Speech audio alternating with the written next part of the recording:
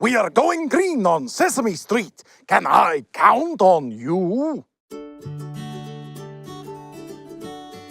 I am so excited that we are going green. Fairies are always in touch with nature because that's why we're here.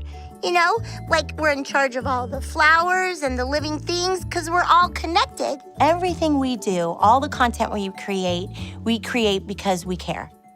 One of the topics that we chose to create a show about was recycling. And we made a whole show with the recycling fairy, teaching kids that they can do their part and what recycling is all about. Oh, it is so wonderful to live on a street where everyone wants to do their part. Even Oscar has joined in, and he's a grouch. The first step of going green at Sesame Street is to get the recycling cans out, because once you have everything clearly labeled and people know what goes where, it's easy. One of the things we're learning about being green is you can do little simple things, like use a reusable water bottle. Read a script on your phone if you can. We used to print out like 100 scripts for a meeting.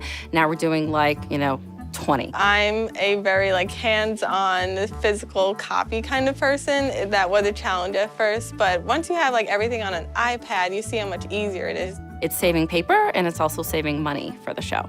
It actually is cheaper to go green because you reuse things. We reuse dishes. We don't buy as much paper.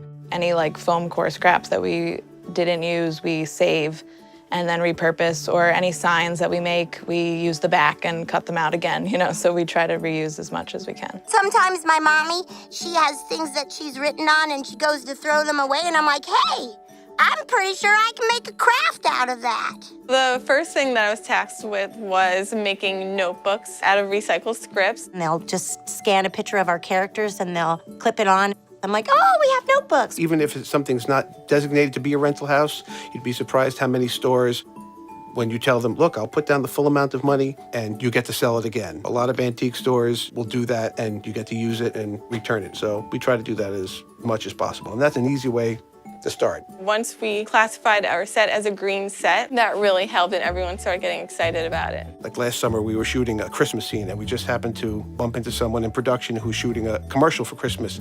And they had all this extra Christmas stuff that they had to just throw away because there was no place to store it. And I said, I'll take whatever you have. And I was able to dress half of this set with this recycled stuff from this commercial. But the thing is, if we didn't have that connection, that stuff would have been thrown away.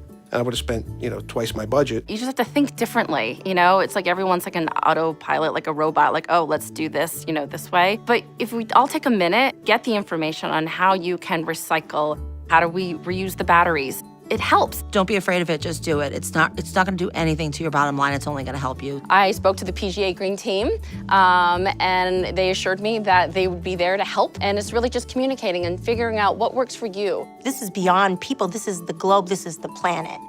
Go to thegreenproductionguide.com to learn more about going green.